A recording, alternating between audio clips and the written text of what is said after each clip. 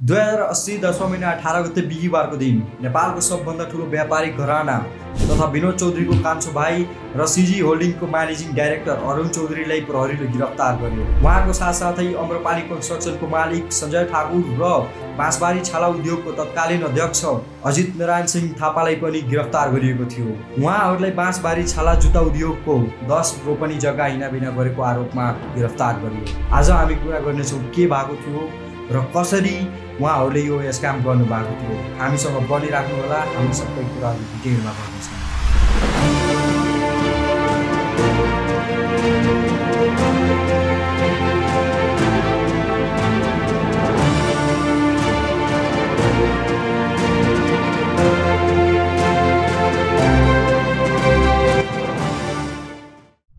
युन लुनकरणदास चौधरी, तपाईहरुमध्ये धेरै कमले उहाँलाई चिन्नु भएको होला। त्यसै गरी युन उहाँको जेठो छोरो विनोद चौधरी, युन उहाँको माइलो छोरो बसन्त चौधरी र युन उहाँको सबभन्दा सानो छोरो र विनोद चौधरीको कान्छो भाइ अरुण चौधरी। 1930 मा लुनकरणदास चौधरीले काठमाडौँको नयाँ बजारमा आफ्नो कपडाको व्यापारबाट आफ्नो व्यापारिक करियरको सुरुवात गर्नु भएको थियो, जसमा उहाँको छोराहरूले पनि धेरै सघाएका थिए र सिजी ग्रुपको स्थापना गर्नमा उहाँलाई मद्दत गरेका थिए।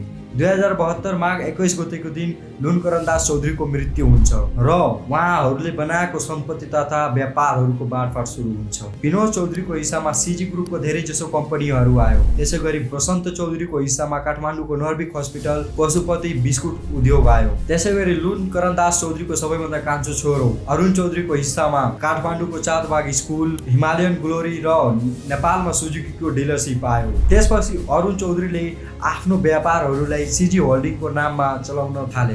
अहिले सिजी होल्डिङले 8वटा भर्टिकलहरूमा काम गरिरहेको छ। सिजी होल्डिङले automobiles, educations, hotels, beverage, financial services, FMCG, petroleum product र रियल एस्टेटमा काम गरिरहेको छ, जसमा अटोमोबाइल्सको अन्डरमा सुजुकीको डिस्ट्रिब्युसन नेटवर्क सिजी होल्डिङको अन्डरमा रहेको छ। एजुकेसनमा excel business college, premier college, Kathmandu world school र Chaudhary group institute of management पर्ने गर्छ। होटेलको अन्डरमा धेरै रेनोन होटलहरू पर्ने गर्छन्। त्यसै गरी बेभरेजको अन्डरमा आइसबर्ग पर्छ।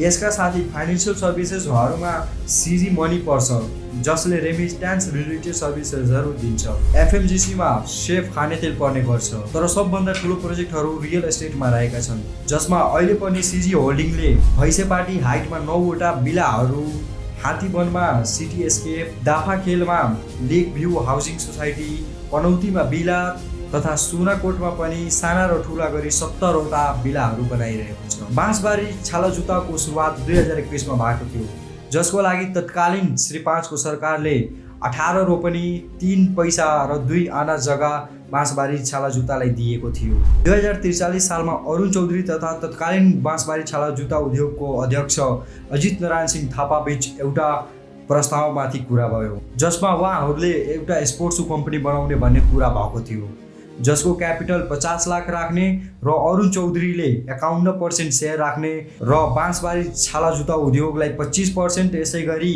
बाँकी रहेका 24% सेयरलाई आइपिओद्वारा पब्लिकमा पठाउने भन्ने कुरा आएको थियो।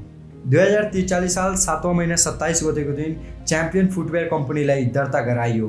त्यसै गरी 2044 5वां महिना 5 गतेको दिन बाँसबारी छाला जुत्ता उद्योगले आफ्नो 18 रोपनी 3 आना र 2 पैसा जग्गा मध्ये 6 रोपनी जग्गा च्याम्पियन फुटवेयरलाई दिएको थियो, जसको त्यति बेलाको मूल्य प्रति रोपनी 2,50,000 हुने गरी 15 लाख बराबरको जग्गा च्याम्पियन फुटवेयरलाई दिइयो, जसको बराबरमा बाँसबारी छाला जुत्ता उद्योगले 25% सेयर पायो। तर फेरि कम्पनीको क्यापिटल बढाउने र कम्पनीको क्यापिटल 50 लाखबाट बढाएर 1 करोड गर्ने कुरा आयो, जसको लागि बाँसबारी छाला जुत्ता उद्योगले अझ 10 लाख रुपियाँ इन्भेस्ट गर्नुपर्ने कुरा आएको थियो, जसको बराबरमा बाँसबारी छाला जुत्ता उद्योगले अझ 4 रोपनी जग्गा दियो, जसको त्यति बेलाको मूल्य 10 लाख रुपियाँ थियो।